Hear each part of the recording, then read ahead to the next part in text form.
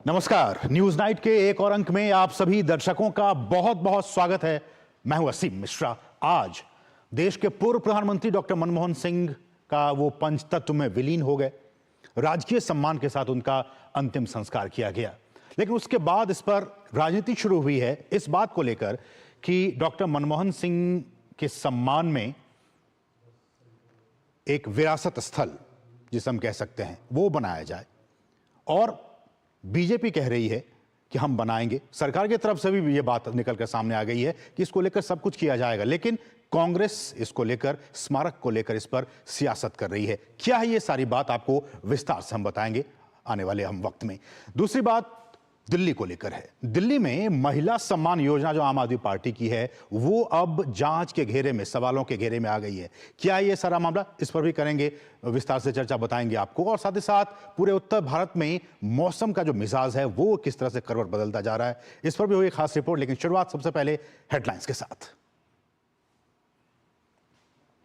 राजकीय सम्मान के साथ पूर्व प्रधानमंत्री डॉक्टर मनमोहन सिंह पंचतत्व में हुए विलीन। निगमबोध घाट पर बेटी ने दी मुखाग्नि, नम आंखों से देश ने दी विदाई।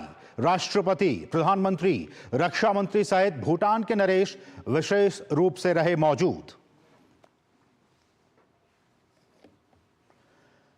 डॉक्टर मनमोहन सिंह के स्मारक की मांग पर तेज हुई सियासत। गृह मंत्रालय के मुताबिक ट्रस्ट बनाकर जल्द ही होगा जगह का आवंटन। भाजपा ने लगाए आरोप, कहा कांग्रेस पर डॉक्टर मनमोहन सिंह कर रही है अपमान।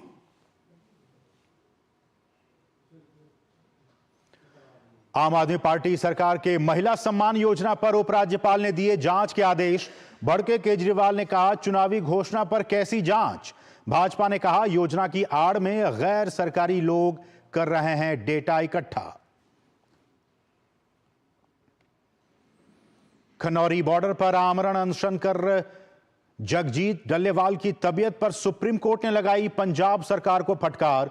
कहा जो लोग चिकित्सकीय सहायता में बन रहे हैं बाधा, उनकी नीयत पर अदालत को है शक। और रूस के राष्ट्रपति व्लादिमीर पुतिन ने अजरबैजान के राष्ट्रपति से मांगी माफी। 25 दिसंबर को कजाकिस्तान में अजरबैजान का हवाई जहाज रशियन एयर डिफेंस का हुआ था शिकार। 38 यात्रियों की हुई थी मौत। शुरुआत सबसे अहम खबर के साथ। देश की अर्थव्यवस्था को नई दशा और नई दिशा देने वाले भारत के पूर्व प्रधानमंत्री डॉक्टर मनमोहन सिंह शनिवार को पंचतत्व में विलीन हो गए। दिल्ली के निगमबोध घाट पर राजकीय सम्मान के साथ उनका अंतिम संस्कार किया गया। उनके पार्थिव शरीर को सेना की तोप गाड़ी पर दिल्ली के निगमबोध घाट लाया गया। यहां तीनों सेनाओं ने इन्हें सलामी दी।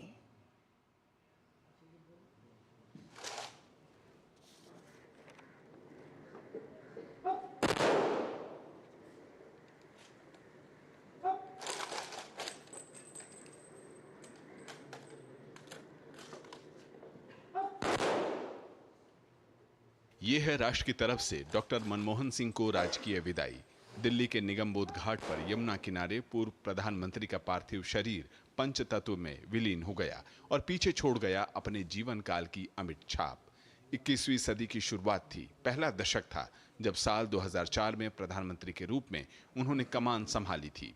मनरेगा, सूचना का अधिकार और शिक्षा का अधिकार उनकी सरकार के कुछ ऐसे फैसले थे जिसने आम आदमी के जीवन को नजदीक से समझा। साल 2004 और फिर साल 2009 डॉक्टर मनमोहन सिंह ने लगातार 2 कार्यकाल संभाले।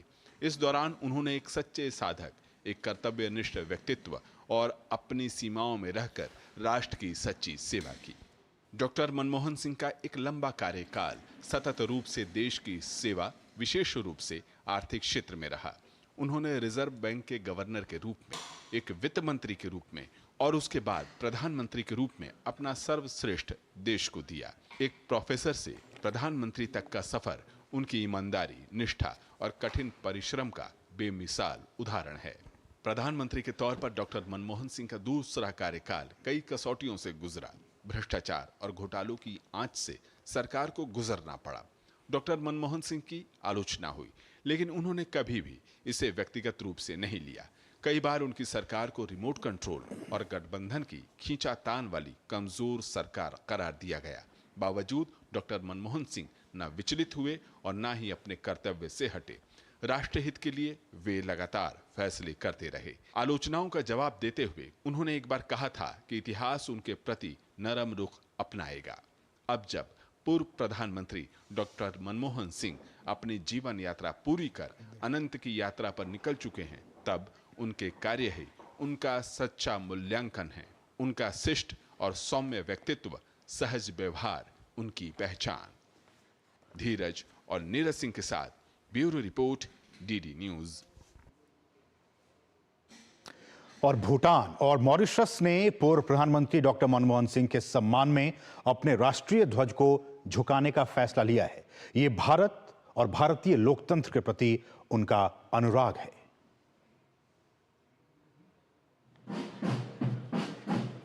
पूर्व प्रधानमंत्री डॉक्टर मनमोहन सिंह की राजकीय सम्मान के साथ अंतिम विदाई। दिल्ली का निगमबोध घाट।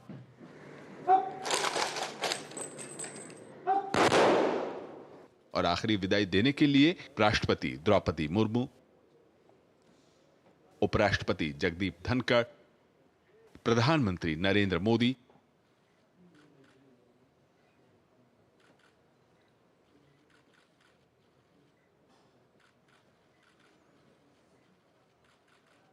रक्षा मंत्री राजनाथ सिंह, गृह मंत्री अमित शाह,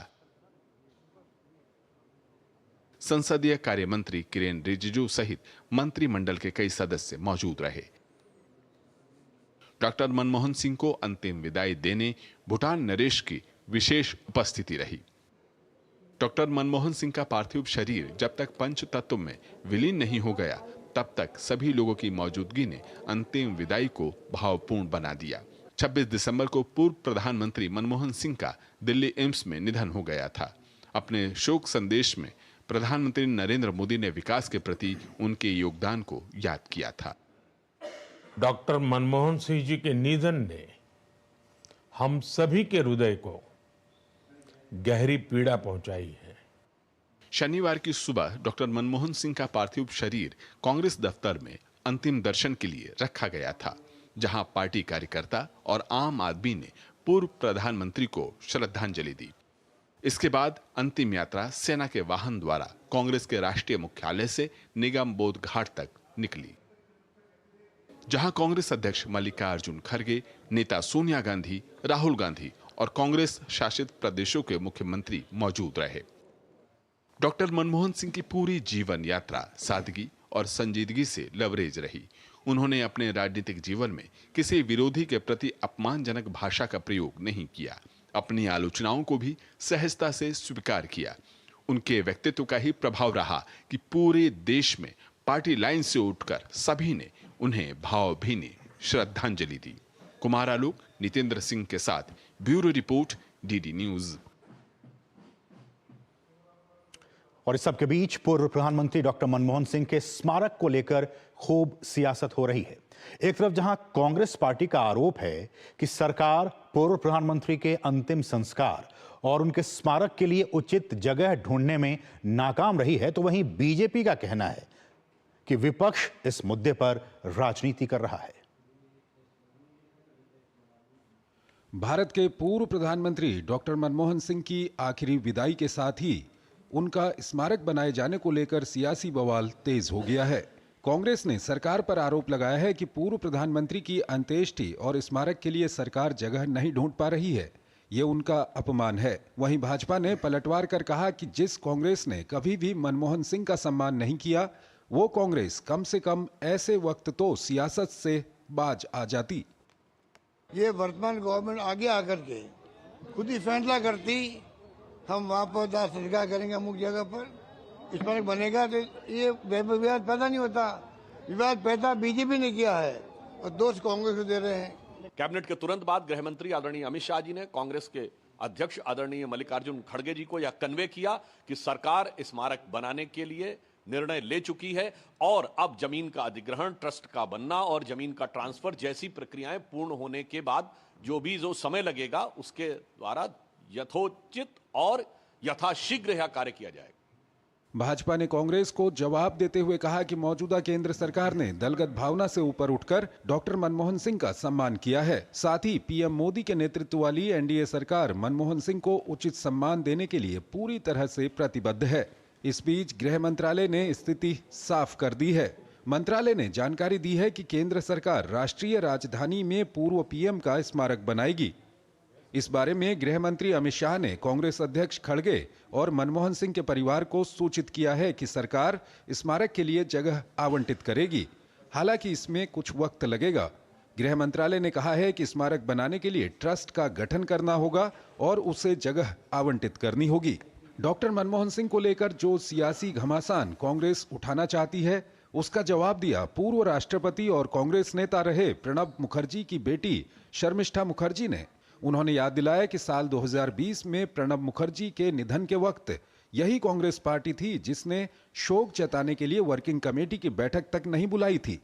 इस बात में पॉलिटिक्स बिल्कुल नहीं होनी चाहिए, क्योंकि हमारा एक मोर और लेस एक ये हमारा ट्रेडिशन रहा कि जो फॉर्मर प्राइम मिनिस्टर्स हैं उनके लिए मेमोरियल बनते हैं। पीवी नरसिम्हा राव जी एक एक्सेप्शन थे और डॉक्टर मनमोहन सिंह जी का स्टेलर कंट्रीब्यूशन देख के तो मैं तो पूरी तरह से मानती हूँ उनका मेमोरियल पे कोई कंट्रोवर्सी नहीं होना चाहिए और उनको भारत रत्न भी मिलना चाहिए। स्मारक सम्मान है या सियासत, ये तो पूर्व प्रधानमंत्री पीवी नरसिम्हा राव की मृत्यु के समय साल 2004 में भी देखने को मिला था, जब पार्थिव शरीर को नई दिल्ली में 24 अकबर रोड कांग्रेस मुख्यालय के अंदर जाने की अनुमति नहीं दी गई थी और लोगों द्वारा श्रद्धांजलि देने के लिए पार्थिव शरीर को परिसर के बाहर रखा गया था। इसके अलावा यूपीए 1 की सरकार ने समाधि निर्माण की मांग नहीं मानी थी। वैसे साल 2013 में यूपीए सरकार ने एक फैसले में राष्ट्रपति, उपराष्ट्रपति और प्रधानमंत्री जैसे दिवंगत राष्ट्रीय नेताओं के स्मारकों के लिए अलग अलग विश्राम स्थल बनाने के बजाय एक साझा परिसर राजघाट पर राष्ट्रीय स्मृति स्थल बनाने का फैसला किया था।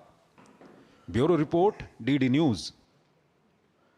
और इस सबके बीच भारतीय जनता पार्टी के राष्ट्रीय अध्यक्ष और केंद्रीय स्वास्थ्य मंत्री जेपी नड्डा ने शनिवार को कहा कि कांग्रेस पार्टी ने पूर्व प्रधानमंत्री मनमोहन सिंह का कभी सम्मान नहीं किया। जब मनमोहन सिंह पीएम थे तब सोनिया गांधी ने खुद को सुपर पीएम बनाकर प्रधानमंत्री के गरिमा को ठेस पहुंचाया था। कांग्रेस जिसने डॉक्टर मनमोहन सिंह को जीते जी कभी भी वास्तविक सम्मान नहीं दिया, अब उनके सम्मान के नाम पर राजनीति कर रहे हैं। ये वही कांग्रेस है जिसने पीएम मनमोहन सिंह जी को सुपर पीएम के रूप में मैडम सोनिया गांधी जी को बिठा करके पीएम पद की गरिमा को धूमिल किया, उसे नीचा दिखाया। यही नहीं, पीएम मनमोहन सिंह जी का अपमान जिस तरह से राहुल गांधी ने अध्यादेश ऑर्डिनेंस को फाड़ करके किया था, इसकी कोई दूसरी मिसाल नहीं दिखने को मिलती है।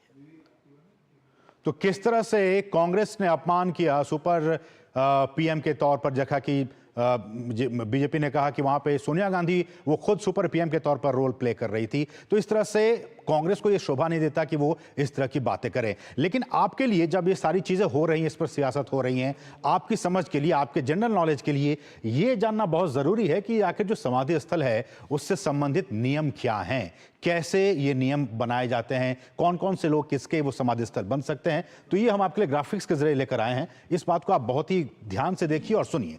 देखिए, अब ये है सबसे पहला कि समाधि स्थल से संबंधित नियम में आखिर किसकी समाधि बन सकती है। तो इसमें सबसे पहला सवाल कि किनका बन सकता है। तो श्रेणी में 4 लोग आते हैं, 4 कैटेगरीज में। भारत के राष्ट्रपति, इनका समाधि बनेगा, ये नियम कहता है। उसके बाद भारत के प्रधानमंत्री, इनका भी मृत्यु के उपरांत इनका वहां पे समाधि बनेगा। तो ये 4 कैटेगरीज हैं। तीसरे पे आते हैं उप प्रधानमंत्री, राष्ट्रपति, प्रधानमंत्री, उप प्रधानमंत्री, ये तीसरी कैटेगरी। और चौथी ये कि अन्य राष्ट्रीय महत्व के अगर कोई व्यक्तित्व हैं, जैसा लगता है कि वो राष्ट्रीय महत्व के हैं, तो उनका भी समाधि स्थल बनाने की व्यवस्था नियम के हिसाब से ये रखा गया है कि आप इनका समाधि स्थल बना सकते हैं।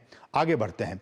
अब इसमें यह है कि समाधि स्थलों का जो प्रशासन है वो राजघाट क्षेत्र समिति अपने पास रखा है कि इन तमाम जितने भी वहां पे बने हैं इनका वो जो प्रशासन है वो राजघाट क्षेत्र समिति अपने अंदर में उसको रखी हुई है। समिति जो है वो संस्कृति मंत्रालय के जिम्मे, ये जो कमेटी है वो कल्चर मिनिस्ट्री के तहत उसके जिम्मे आती है और फिर ये सारी चीजें उसमें आगे बढ़ाने का काम करती है। स्थान की उपलब्धता और व्यक्ति के योगदान और मौजूदा नीतियों का मूल्यांकन किया जाता है उस कमेटी की तरफ से कि आखिर हम जिस व्यक्ति का बनाने जा रहे हैं समाधि, वो उनका महत्व क्या था राष्ट्रीय राजनीति में और इन तमाम चीजों को उनका क्या कुछ योगदान रहा देश के लिए। फिर है कि संस्कृति मंत्रालय करती है प्रस्ताव की समीक्षा, इन तमाम फैक्टर्स को ध्यान में रखते हुए फिर वो इसकी पूरी समीक्षा करती है, रिव्यू करती है और उसके बाद ही फिर इस प्रस्ताव को मंजूरी प्रदान की जाती है। इसके बाद हम आगे बढ़ते हैं और बताते हैं कि फिर कैसे इसकी मंजूरी मिलती है। इस पर देखिए, संस्कृति मंत्रालय जो है वो निर्माण और संरक्षण का प्रबंधन इसके जिम्मे आता है, निर्माण कार्य और संरक्षण का प्रबंधन। उसके बाद शहरी मामलों का जो मंत्रालय है वो क्या देखती है, वो देखता है कि भूमि आवंटन और निर्माण योजना से संबंधित जो भी चीजें हैं उसको देखने का काम शहरी विकास मंत्रालय, जो कि एक मंत्रालय के तहत ये नहीं आती है सारी चीजें, इनमें बहुत सारे मिनिस्ट्रीज जो हैं, मंत्रालय जो है उनका इनमें इन्वॉल्वमेंट है। गृह मंत्रालय का काम सुरक्षा और राजकीय सम्मान की प्रक्रिया क्या हुई इसका निर्धारण जो है वो गृह मंत्रालय की तरफ से किया जाता है। और दिल्ली विकास प्राधिकरण डीडीए और राजघाट क्षेत्र समिति, इनका काम यह है कि भूमि का चयन किया जाता है और फिर मंजूरी प्रदान की जाती है कि कहां पे हम अगर समाधि स्थल बनाने जा रहे हैं तो वो कौन सा जगह होगी, कौन सी जगह होगी, कौन सा क्षेत्र होगा और उसके बाद फिर उसको मंजूरी दी जाती है। तो सिर्फ ये एक मिनिस्ट्री के तहत नहीं है, इसमें 3-4 मिनिस्ट्रीज इन्वॉल्व हैं और उसके बाद फिर ये सारी चीजें निकलकर सामने आती है। और कांग्रेस जिस बात को लेकर सियासत कर रही है कि इसको आप घोषणा कीजिए, इसका निर्माण कीजिए, सरकार ने भी और आपने सुना भाजपा को भी साफ तौर पर यह कह चुकी है कि इसको लेकर गृह मंत्रालय की तरफ से गृह मंत्री खुद कह चुके हैं कांग्रेस को कि इसको लेकर एक ट्रस्ट बनाया जाएगा जो कि जमीन कहां पे इसका समाधि स्थल होगा और सारी चीजें, स्मारक, इन तमाम चीजों को लेकर अभी वक्त लगेगा, क्योंकि प्रक्रियागत चीजें जो होती हैं उसमें वक्त लगती हैं। इसको लेकर सरकार की तरफ से एक जो चिट्ठी भेजी गई थी उसके जवाब में ये सारी बातें कही गई, लेकिन बावजूद इसके कांग्रेस की तरफ से सियासत इस पर जारी है। हम इस पर करेंगे विस्तार से चर्चा, लेकिन उससे पहले रुकेंगे बहुत ही छोटे से ब्रेक के लिए। आप देखते रहिए डीडी न्यूज। हम सबका सपना है एक उन्नत और विकसित भारत का निर्माण। इस सपने को साकार करने की ओर हम एक सशक्त कदम बढ़ाते हैं जब हम इनकम टैक्स रिटर्न फाइल करते हैं। और अगर आप निर्धारण वर्ष 2024-25 के लिए अपनी इनकम टैक्स रिटर्न समय पर ई फाइल नहीं कर पाए हैं तो चिंता मत कीजिए। आपकी लेट फीस के साथ belated income tax return file करने की अंतिम तिथि है 31 दिसंबर 2024। और अगर आपने निर्धारण वर्ष 2024-25 के लिए पहले ही रिटर्न फाइल किया है लेकिन कोई गलती हो गई है तो आपकी संशोधित रिटर्न फाइल करने का भी यही समय है, 31 दिसंबर 2024। अधिक जानकारी और आयकर रिटर्न फाइल करने के लिए incometax.gov.in पर जाएं। ये प्रक्रिया आसान और पूरी तरह से ऑनलाइन है। प्रत्येक आयकर दाता एक राष्ट्र निर्माता।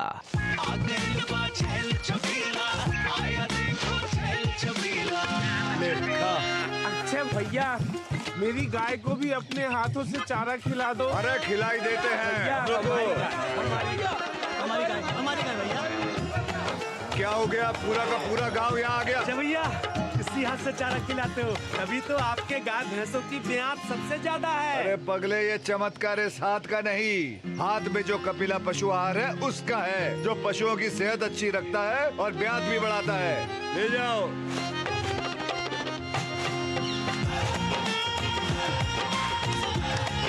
कपिला, देश का नंबर 1 पशु आहार। एक ऐसा तबका जो रिटायरमेंट के बारे में आज भी बिल्कुल नहीं सोचता, वो है औरतें। औरतें कमा के भी वल्नरेबल हैं। सो एनपीएस एक इक्वालिटी ला रहा है, हम सब एक बराबर प्लेटफॉर्म पे हैं। अपने बेहतर कल को सुनिश्चित करने के लिए एनपीएस जरूरी है। मेरी पसंद, मेरी पसंद, मेरी पसंद, मेरी पसंद, हमारी पसंद, हम सबकी पसंद। मजबूत देश का मजबूत सरिया हो गया स्टील। गोल्डी मसाले के 100 ग्राम के स्पेशल पैक्स में फ्रेशनेस लॉक है। ऐसे गोल्डी मसाले जहां जाएं रिश्ते बनाए। अरे क्या हुआ मुन्ना? तुझे अदरक और चटवाता हूँ। देखिए इसकी सांसें तेज चल रही है, घरेलू इलाज नहीं, तुरंत डॉक्टर के पास ले जाना होगा। तुम तो यूं ही घबरा जाती हो।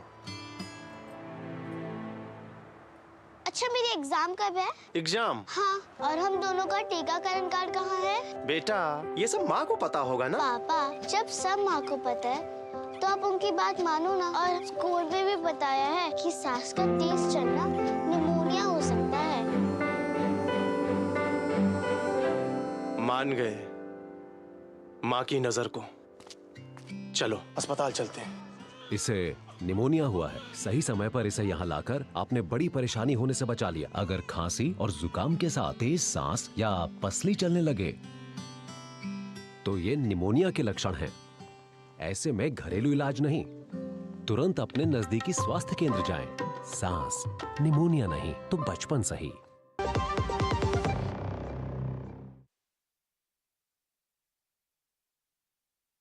शेष है जो चर्चा का विषय है वो आपके टेलीविजन स्क्रीन पर। हमारा आज का चर्चा का विषय स्मारक, सियासत और सम्मान। स्मारक, सियासत और सम्मान, ये हमारा आज का विशेष। आज हम इसी पे चर्चा करने वाले हैं। हमने आपको कॉन्टेक्स्ट बता दिया हम क्यों इस पे चर्चा करने वाले हैं, क्योंकि कांग्रेस इस स्मारक पर सियासत कर रही है और जब वो प्रधानमंत्री थे तो उनको सम्मान नहीं दिया गया, ये साफ तौर पर बीजेपी का कहना है। हमारे साथ तीन बहुत ही खास मेहमान इस पर चर्चा करने के लिए इस वक्त मौजूद हैं। हमारे साथ स्टूडियो में आरपी सिंह जी हैं जो कि प्रवक्ता हैं भारतीय जनता पार्टी से। सर आपका बहुत बहुत स्वागत।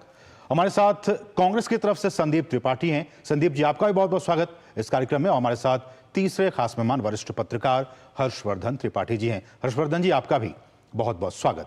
शुरुआत कांग्रेस से ही, संदीप त्रिपाठी जी आप ही से ही। 26 तारीख को निधन, 27 तारीख को गृह मंत्रालय की तरफ से साफ तौर पर गृह मंत्री ने ये कह दिया कि इसको लेकर एक ट्रस्ट बनाया जाएगा और वो जो प्रक्रियागत चीजें हैं उसमें वो होंगी सारी चीजें। बावजूद उसके कांग्रेस ये क्यों कह रही है कि इसको लेकर सरकार गंभीर नहीं है और नहीं बनाया जाएगा? आपकी प्रतिक्रिया। असीम जी अभी आपने ही कहा कि एक जो है सरकार ने नियम बनाया कि स्मृति स्थल पर अलग अलग जगह पर छोड़कर स्मृति स्थल पर जो है स्मारक बनाए जाएंगे। तो कांग्रेस ने यही कहा कि जहां पर उनकी अंत्येष्टि हो वहां स्मारक बन जाए। पहली चीज ये हमारी मांग।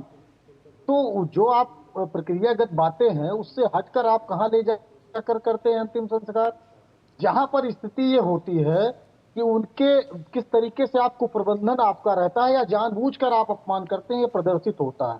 3-4 चीजें मैं रख रहा हूँ जी, ठीक आप डीडी न्यूज के अलावा किसी को कवरेज की अनुमति नहीं दी गई, क्यों? ठीक है, पहली चीज। दूसरी चीज, आप जो है फ्रंट पर सिर्फ 3 सीटें रखते हैं जिसमें उनके परिवार के लोग भी नहीं बैठ पाते और कांग्रेस के वो नेता थे, क्योंकि मोदी जी के अलावा और कोई न दिख जाए आप सामने कुर्सियां भी नहीं रखते, क्यों? या जानबूझकर किया गया? या सुन लीजिए, आप देखेंगे तो जो मैं सवाल कर रहा हूं ऐसे नहीं कर रहा हूं। नहीं, सबने देखा है, आपने नहीं, पूरे देश ने देखा है। खैर आगे बढ़िए जी। और जिस तरीके से जो है, इसलिए कि बहुत सारे विदेश के और भूटान के राजा भी थे, वहां पर किस तरीके का प्रबंधन था कि वहां के राजा खड़े होते हैं तो मोदी जी को नहीं दिखता, वो स्वयं नहीं खड़े हो पाते हैं। तो ये जो प्रबंधन था कहीं ना कहीं वो जानबूझकर किया गया। ठीक है, आरपी सिंह जी हैं, आरपी सिंह जी हमारे स्टूडियो में मौजूद है। आरपी सिंह जी रिस्पॉन्ड कीजिए, ये इस तरह की बातें कर रहे हैं। मेरा एक बार निवेदन है, एक बार त्रिपाठी जी से पूछे, उनके कोई आरोप हो तो मैं वो भी ले लेता हूँ, इकट्ठे जवाब दो। त्रिपाठी जी आप भी कुछ आरोप तो लगा लीजिए, आप बिल्कुल दे। अरे हो गया दोस्त, हो गया, आपके सुन लिए ना। अब त्रिपाठी जी को सुन लेते हैं, उनके कोई आरोप हो तो उनको भी इकट्ठा जवाब दे दूंगा, होगी बात। नहीं, आप रिस्पॉन्ड कीजिए। संदीप त्रिपाठी जी ने कहा। नहीं, मैं हर्षवर्धन जी की बात कर रहा हूँ, हर्षवर्धन जी की बात कर रहा हूँ। मैं उनसे बाद में लूंगा। सर मैं चाहता हूँ वो, क्योंकि बाद में फिर मौका मिलेगा नहीं, आपकी छोटी डिबेट है, वो भी अपनी बात कहते हैं, मैं इकट्ठा दोनों को जवाब दे दूंगा। हर्षवर्धन जी कुछ ऐड करना चाहेंगे इसमें कि जिस तरह से कांग्रेस, बीजेपी का कहना है कि ये सिर्फ और सिर्फ सियासत का करने का काम कर रही है और इसमें कोई दम नहीं है। ये राजनीति जो हो रही है दुखद है, और मुझे लगता है कि जब मनमोहन सिंह नहीं रहे कि उस बात को जो उन्होंने कहा था कि जब इतिहास हमारा मूल्यांकन करेगा तो उदारता के साथ करेगा, इतिहास हो, वर्तमान हो, भूतकाल हो, हर वक्त उनका मूल्यांकन बहुत अच्छे से किया गया। बिल्कुल। वो देश के शानदार वित्त मंत्री थे, बहुत शानदार अर्थशास्त्री थे। प्रधानमंत्री के तौर पर 1, 2, 3 न्यूक्लियर डील उनका बहुत बड़ा एक निर्णय था। बिल्कुल बिल्कुल। और सारे निर्णयों पर बात हो सकती है, लेकिन ये जो सियासत हो रही है ये शर्मसार करने वाली है। कांग्रेस पार्टी अगर इस तरह की बात करेगी तो पीवी नरसिम्हा राव की बात सामने आ जाती है। प्रणब मुखर्जी की बात आ गई, उनके बेटी ने खुद ही कहा है। वही मैं कह रहा हूं, शर्मिष्ठा मुखर्जी ने वो बात कह दी। बिल्कुल। और आज का दिन तो ये था कि अंतिम संस्कार होता पूरे सम्मान के साथ, पूरे राजकीय सम्मान के साथ हुआ है। और मैं समझ नहीं पा रहा हूं, एक मैं इसी बहाने, ये चूंकि डीडी न्यूज गांव देहात सब जगह तक देखा जाता है, क्या इस देश में निगम बोध घाट जहां हर व्यक्ति का अंतिम संस्कार हो सकता है, वहां एक प्रधानमंत्री का संस्कार होना कोई अपमान की बात है? क्या पूर्ण राजकीय सम्मान के साथ अंतिम संस्कार होने के बाद भी, और लोकतंत्र का मतलब तो यही होता है ना कि जनता के लिए सब एक बराबर हैं, नेता कोई अलग से थोड़ी ना होता है, और जनता ही उसे चुनकर भेजती है। और हर्षवर्धन जी, ऐसे में तो और भी ये बात, मुझे लगता है कई बार ये भ्रम इस तरह की चीजों से होता है कि देश में लोकतंत्र है या राजशाही है, ये भी एक भ्रम होता है। जनता को ये भी दिख रहा, गांधी नेहरू परिवार ने सब कुछ ऐसा कर दिया जैसे कोई राज परिवार हो, उसके हिसाब से देश चलेगा, देश लोकतंत्र के लिहाज से चलेगा। ये जो हुआ है पिछले 2-3 दिनों में, अच्छा नहीं हुआ है। ठीक है संदीप जी। देखिए हर्षवर्धन जी, आप इस तरीके की बात कर रहे हैं कि गांधी परिवार राजतंत्र की बात कर रहा है। नहीं, हमने लोकतंत्र को सींचा है, पाला है अपने खून से। हमने इस लोकतंत्र के लिए खून दिया, और आप इस तरीके की बात कर रहे हैं। नहीं, स्मारक की बात क्यों कर रहे हैं? स्मारक की बात संदीप जी, जब सरकार कह रही है कि हम आपको राजी हो गए हैं, ट्रस्ट बनाया जाएगा, वो जमीन देखने का काम, अधिग्रहण का काम किया जाएगा, इसको लेके आप लोग इतने व्यग्र क्यों हो गए? इस पर सियासत क्यों करने लगे आप लोग? ये सवाल है। नहीं, सियासत नहीं करने लगे। हमने अपनी मांग रखी, वो हमारे नेता थे। आप बताइए, वो देश के प्रधानमंत्री थे, वो आपके अकेले नेता नहीं थे, वो पूरे देश के प्रधानमंत्री थे। आपने तो उनको प्रधानमंत्री माना तक नहीं, कांग्रेस पार्टी ने उनको प्रधानमंत्री तक नहीं माना। सारी फाइलें 10 जनपद मंगवाते थे, प्रधानमंत्री के ऊपर एक प्रधानमंत्री बैठा रखी थी उन्होंने। और जो प्रधानमंत्री कार्यालय ने बिल पास किया उसको फाड़ दिया था बाहर। आपने तो कभी प्रधानमंत्री माना नहीं उनको। हो गया। जरा कृपा कर संजय बारू की किताब पढ़ लीजिए, जिसमें उन्होंने कहा था कि वो व्यथित थे किस प्रकार से उनकी बेइज्जती की गई। अब हो गया ना। और संजय बारू की किताब को उन्होंने भी कॉन्ट्रडिक्ट नहीं किया था। सुनिए ना, यही तो सवाल है संदीप जी ना, कि जिस कांग्रेस और जिस मनमोहन सिंह की बात कर रहे हैं आप, उनको तो कांग्रेस पार्टी ने ही सम्मान नहीं देने का काम किया, और उनके जाने के बाद उनके नाम पर, उनके स्मारक के नाम पर कांग्रेस पार्टी सियासत कर रही है। और ये जब है जबकि गृह मंत्री जी ने कल ही कह दिया था कि स्मारक होगा। ठीक है संदीप, एक मिनट संदीप जी बताइए, रिस्पॉन्ड कीजिए। आरपी, आप लोगों ने उनको बहुत सम्मान दिया है। सम्मान तो इतना दिया है कि उनको मनमोहन सिंह, दुनिया भर की देहाती औरत, क्या क्या गालियां नहीं दी। देहाती औरत नवाज शरीफ ने कहा था, हमने खड़े, प्रधानमंत्री मोदी जी ने खड़े होकर नवाज शरीफ को प्रॉपर जवाब दिया था। आसिम जी, इनको आपने आपके नेताओं ने तो चूड़ियां पहन रखी थी जब देश के प्रधानमंत्री को देहाती औरत कहा था। आपके नेताओं का तो मुंह बंद हो गया था। आज उनके ईमानदारी का गाना गा रहे हैं, और उनके यहाँ सीरियल बनती थी। आज ईमानदारी का गाना गा रहे हैं, भूत समझते हैं लोगों को। जितनी बदनामी कांग्रेस पार्टी ने मनमोहन सिंह जैसे ईमानदार आदमी की करी, किसी ने नहीं करी। जितने घोटाले उनकी आड़ में आपने किए, किसी ने नहीं करे। वो ईमानदार थे, परंतु उन्होंने यह भी कहा था कि मेरे लिए कोएलिशन एक मजबूरी है, कोएलिशन धर्म निभाना मेरे लिए मजबूरी है, इसलिए मेरे को ये भ्रष्टाचारी झेलने पड़ रहे हैं। ये सारे के सारे भ्रष्टाचारी इसलिए झेलने पड़ रहे हैं कि कोएलिशन धर्म निभाना मेरी मजबूरी है। आरपी सिंह जी, संदीप जी बोलिए। सारी चीजें तो आपके अगेंस्ट ही जा रही हैं संदीप जी, और आप फिर उसमें आप एक और ऐड ऑन करने जा रहे हैं स्मारक को लेकर। ये सारी चीजें प्रधानमंत्री मनमोहन सिंह के साथ आप लोगों ने, कांग्रेस ने क्या कुछ किया वो पूरे देश ने देखा। पीवी नरसिम्हा राव, वो सारी चीजें हैं। जी बताइए। कांग्रेस ने उनको प्रधानमंत्री बनाया, भाजपा ने नहीं बनाया, कांग्रेस पार्टी ने बनाया।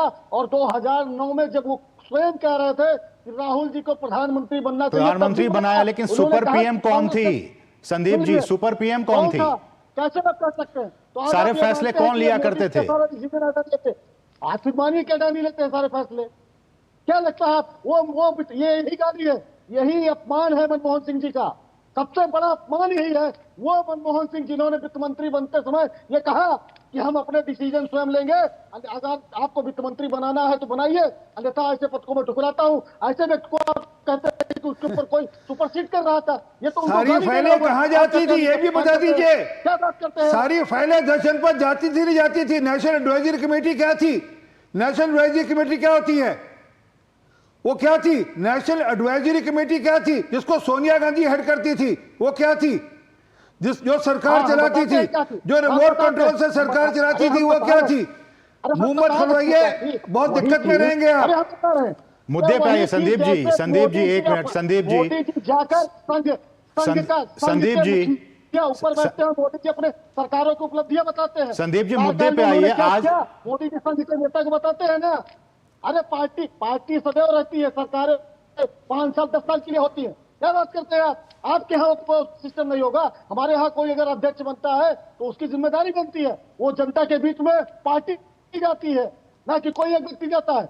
वो बिल्कुल कहेगा अपनी नीतियां किस तरह की डेमोक्रेसी, जब कैबिनेट के फैसले को राहुल गांधी फाड़ने का काम करता है, ये डेमोक्रेसी आपके यहाँ?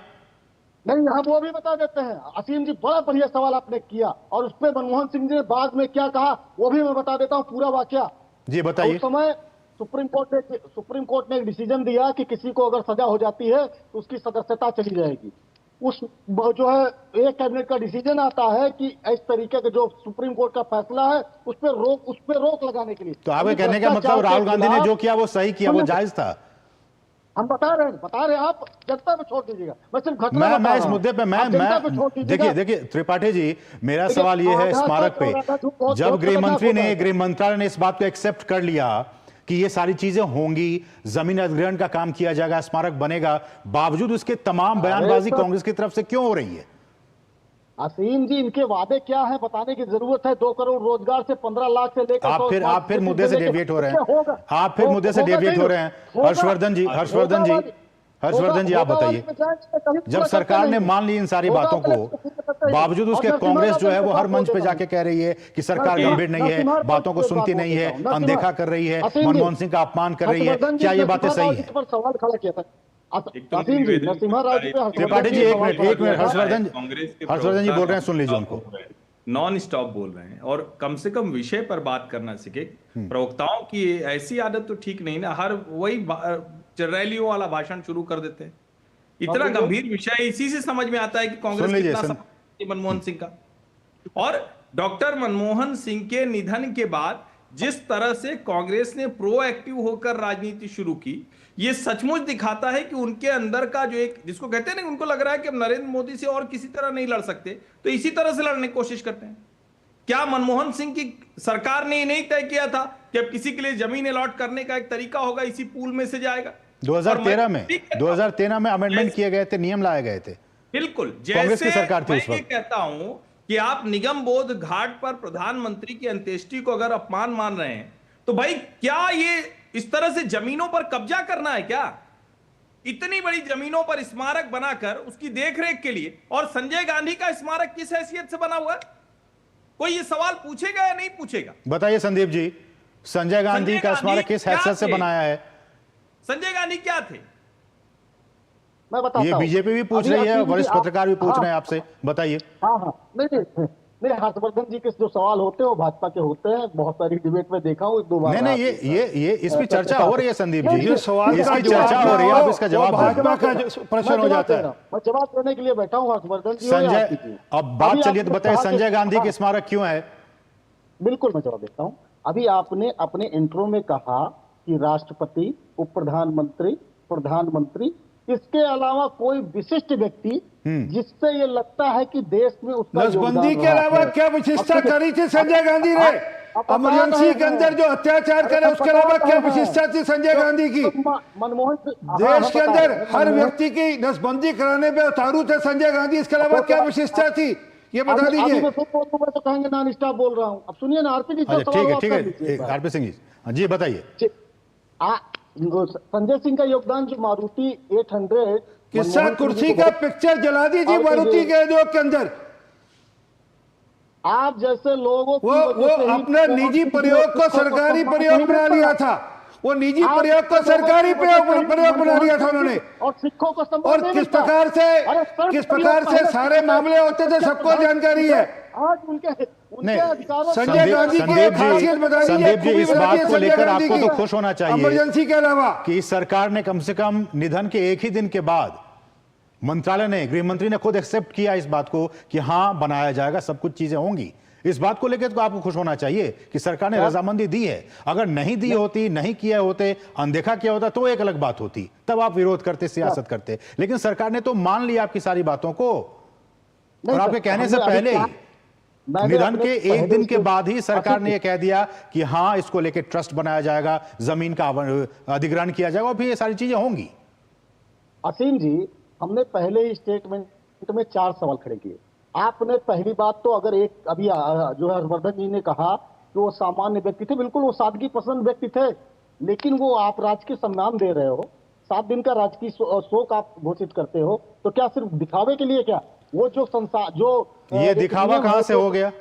मैं बता रहा हूं, ये दिखावा कहां से हो गया बताइए? 7 दिनों का राजकीय शोक हमने घोषित किया, सरकार ने घोषित किया।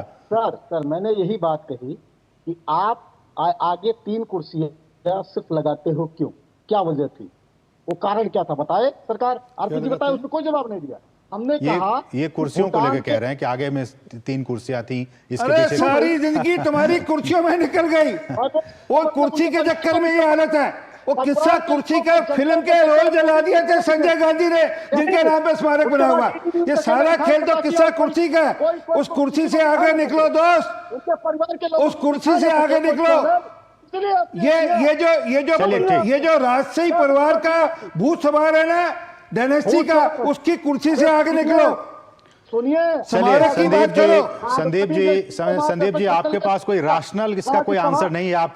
हमने जितने भी सवाल आपसे पूछे, आपने किसी का भी तर्कपूर्ण उत्तर नहीं दिया और आप बिना मतलब की बातों में उलझे रहे। समय इतना ही है। बहुत बहुत शुक्रिया आप सभी मेहमानों का। संदीप जी आपका बहुत बहुत शुक्रिया, आरपी सिंह जी आपका बहुत बहुत शुक्रिया, और हर्षवर्धन जी, आप तीनों मेहमानों का इस कार्यक्रम में शामिल होने के लिए बहुत बहुत शुक्रिया। तो ये कुछ चर्चा हुई इस सियासत को लेकर जो कि कांग्रेस की तरफ से स्मारक को लेकर इस वक्त हो रही है। बढ़ेंगे आगे, रुकेंगे बहुत ही छोटे से ब्रेक के लिए। आप देखते रहिए डीडी न्यूज।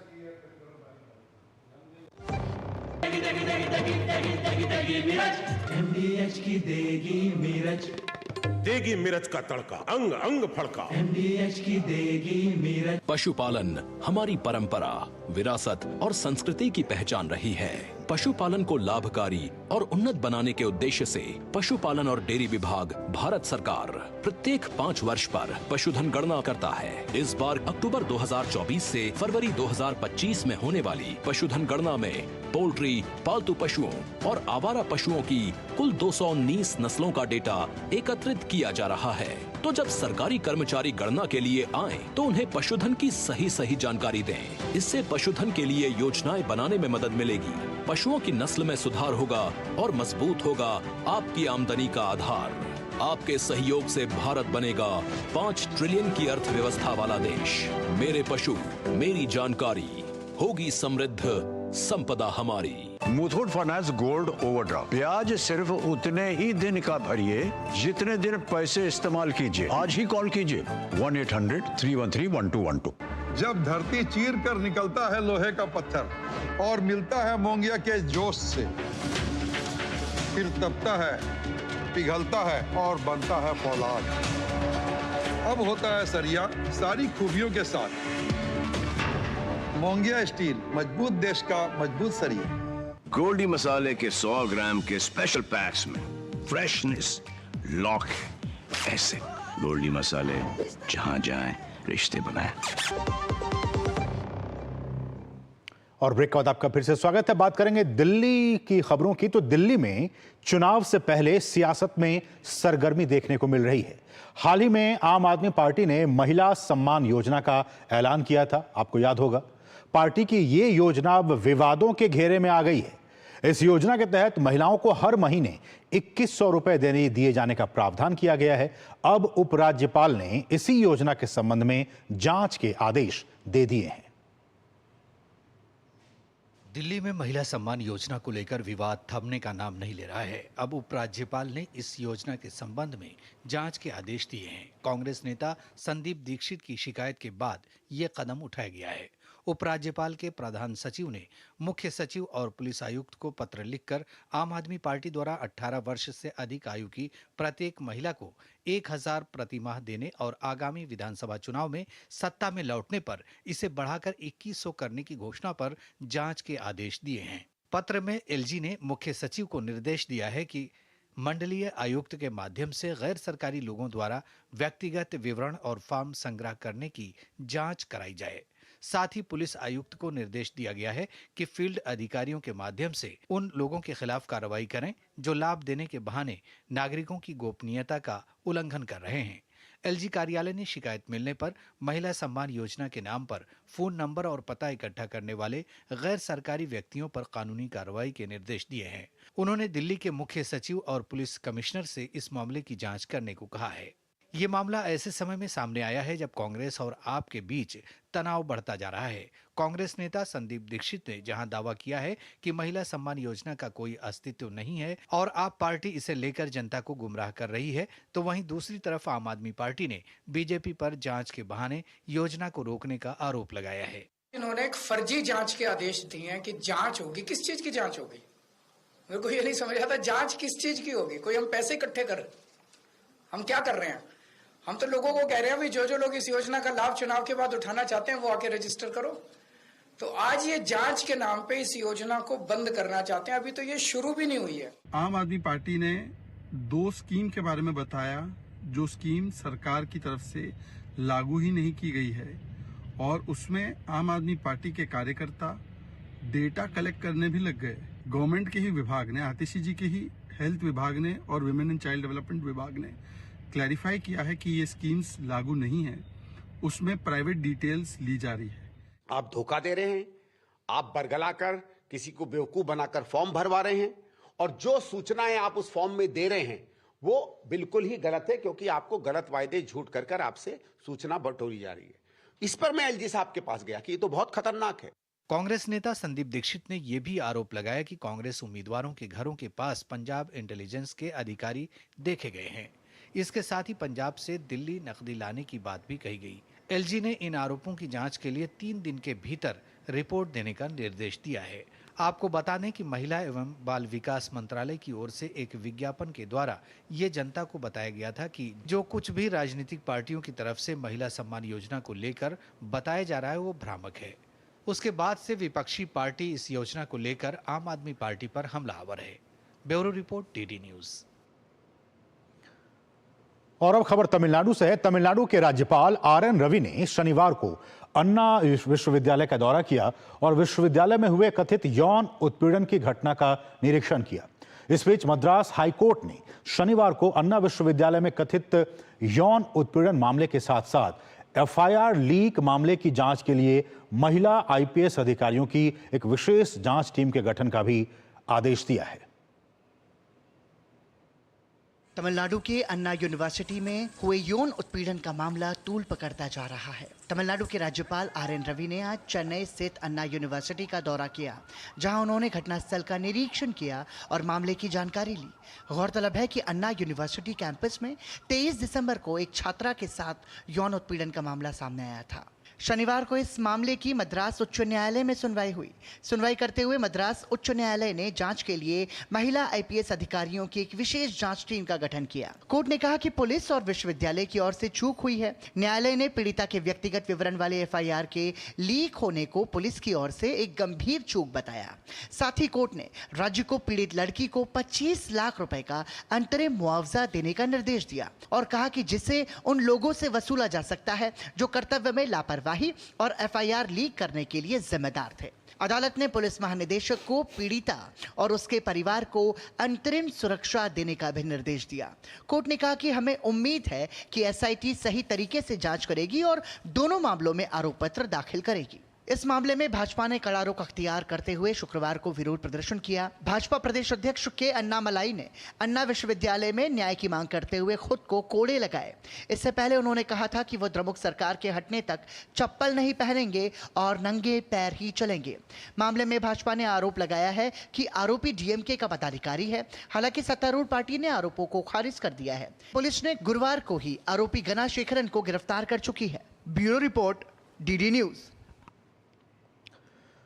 पिछले 32 दिनों से खनौरी बॉर्डर पर आमरण अनशन कर रहे किसान नेता जगजीत सिंह डल्लेवाल को मेडिकल सहायता नहीं देने पर सुप्रीम कोर्ट ने पंजाब सरकार को कड़ी फटकार लगाई है। दरअसल पंजाब सरकार ने सुप्रीम कोर्ट से मेडिकल सहायता देने पर अपनी असमर्थता जाहिर की है। पंजाब सरकार की ओर से एडवोकेट जनरल गुरमिंदर सिंह ने कोर्ट को कहा कि हम खुद को असहाय महसूस कर रहे हैं और पुलिस के हस्तक्षेप से स्थिति बिगड़ सकती है।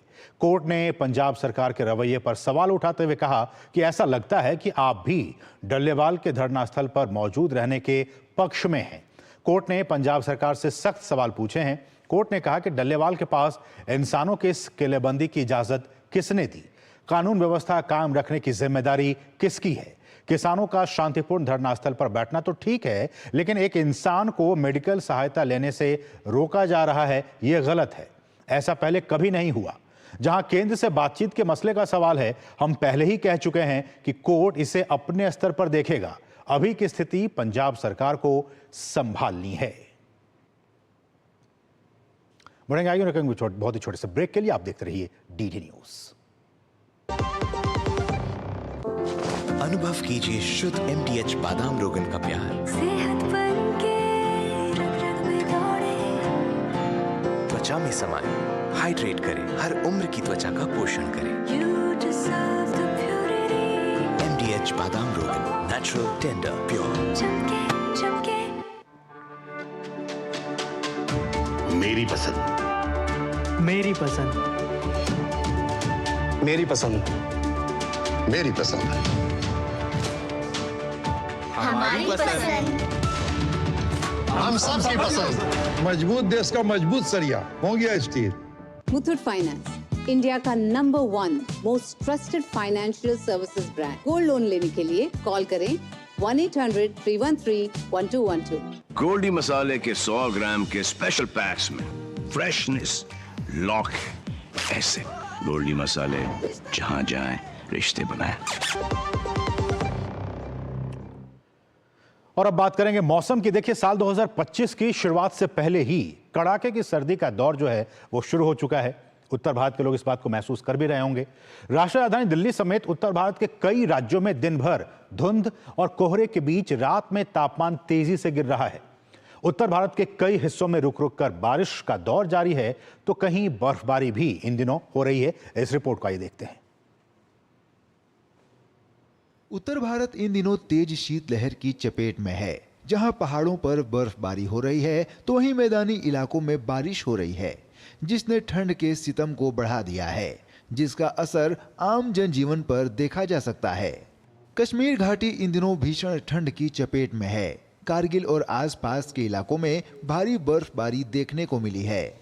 ताजा बर्फबारी के बाद इलाके में 2 से 3 इंच बर्फ जमी दिखाई दे रही है। बर्फबारी के चलते श्रीनगर से लेह जाने वाला राष्ट्रीय राजमार्ग बंद हो गया है। जोजिला पर 2 फीट बर्फ जमी है। बर्फ हटाने का काम जारी है। लेह में भी बादल छाए हुए हैं। इधर डोडा में भी ताजा बर्फबारी हुई है, जिससे यहाँ का माहौल बेहद खुशनुमा हो गया है। हमारी नेशनल हाईवे है, BRO की रोड्स हैं, और जो हमारी मेजर RNB की रोड्स हैं, डिस्ट्रिक्ट हेडक्वार्टर से सब डिविजनल हेडक्वार्टर्स और तहसील्स को जो लिंक करती हैं, वो सबको खोल दिया गया है। हिमाचल प्रदेश के मनाली, लाहौल और आसपास के ऊंचाई वाले इलाकों में बर्फबारी लगातार जारी है। चारों ओर बर्फ की सफेद चादर जहां एक ओर पर्यटकों को आकर्षित कर रही है, तो वहीं स्थानीय लोगों की दिनचर्या प्रभावित हो रही है।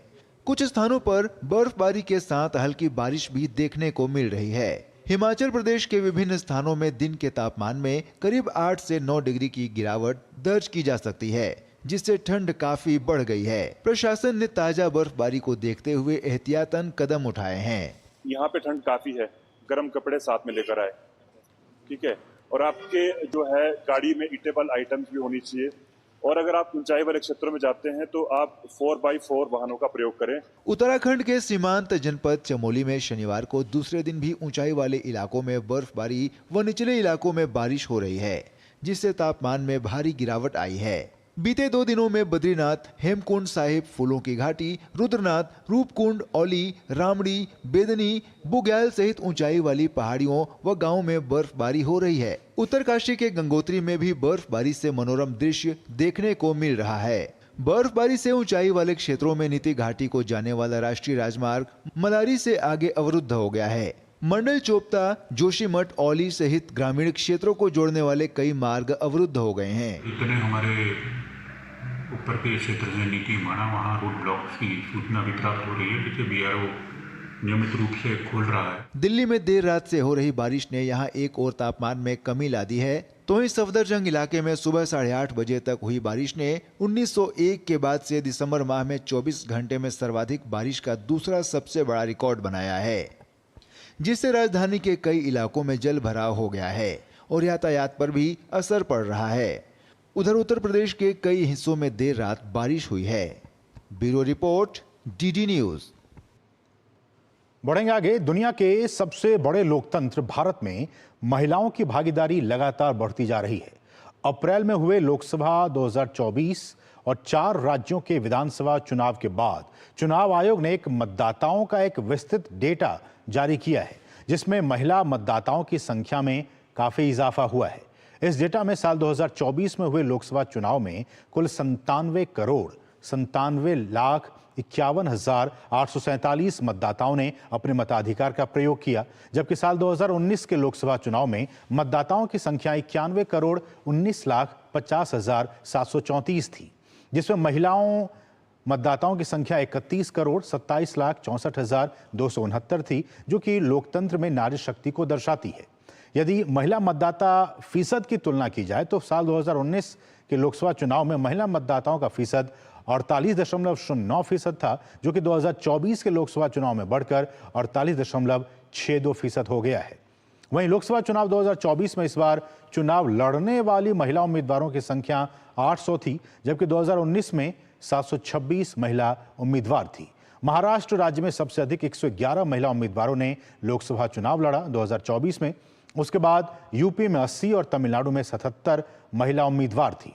इस बार कुल 543 निर्वाचन क्षेत्रों में से 152 निर्वाचन क्षेत्रों में कोई भी महिला उम्मीदवार चुनाव नहीं लड़ी। तो किस तरह से लोकतंत्र में नारी शक्ति की भागीदारी बढ़ती जा रही है, ये आपने देखा इस रिपोर्ट के जरिए। बढ़ेंगे आगे। देश में इकोनॉमी और श्रम और रोजगार के मामले में भी तेज गति से वृद्धि हो रही है। प्रधानमंत्री की आर्थिक सलाहकार परिषद की सदस्य शमिका रवि और भारतीय सांख्यिकी संस्थान के मुदित कपूर द्वारा लिखित एक कार्यपत्र में कहा गया है कि भारत में 2017-18 और 2022-23 के बीच कई राज्यों और विशेष रूप से ग्रामीण क्षेत्रों में महिला श्रम बल रोजगार में नाटकीय वृद्धि देखी गई है। कार्यपत्र से पता चलता है कि ग्रामीण महिला श्रम बल भागीदारी दर 24.6% से बढ़कर 41.5% हो गई, जबकि शहरी हिस्सों की बात की जाए तो ये 20.4% से मामूली रूप से बढ़कर 25.4% हो गई है, जिसमें विचाराधीन अवधि के दौरान महत्वपूर्ण अंतर्राज्यीय बदलाव हुए हैं। तो महिला श्रम बल रोजगार में भी लगातार वृद्धि देखने को मिल रही है, फिर चाहे वो ग्रामीण भारत की बात हो या फिर शहरी भारत की बात हो। बढ़ेंगे आगे, रुकेंगे यहां एक और छोटे से ब्रेक के लिए। आप देखते रहिए DD न्यूज।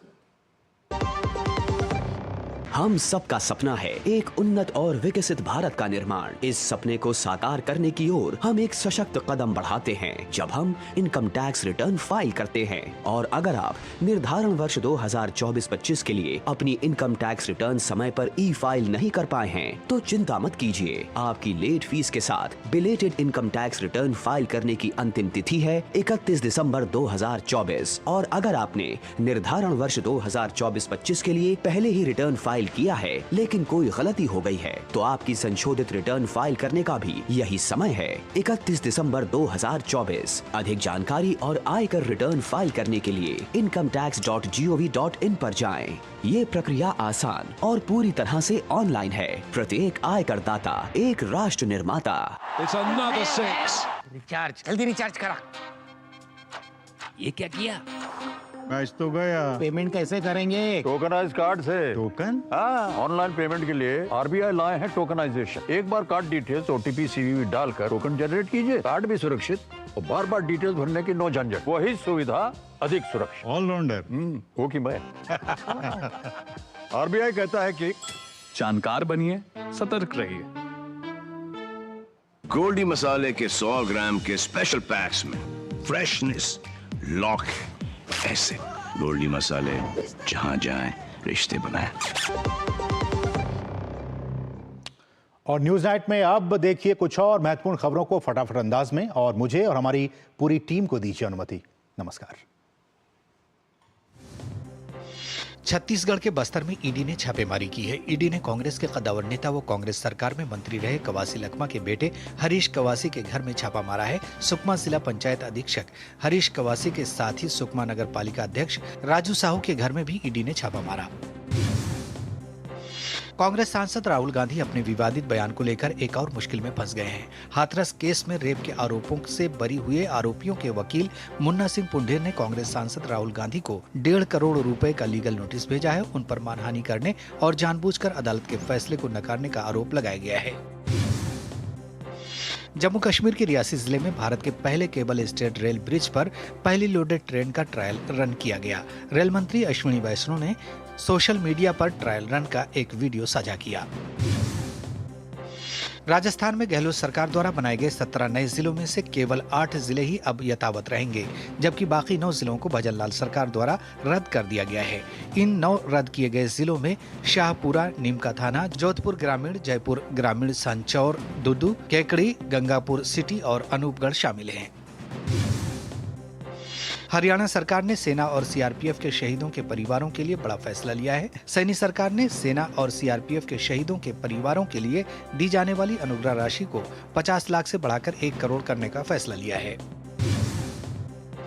मणिपुर के मुख्यमंत्री एन बीरेन सिंह ने शनिवार को इम्फाल पूर्वी जिले में हुए हमले की निंदा की, जिसमें नागरिक और सुरक्षाकर्मी दोनों घायल हो गए।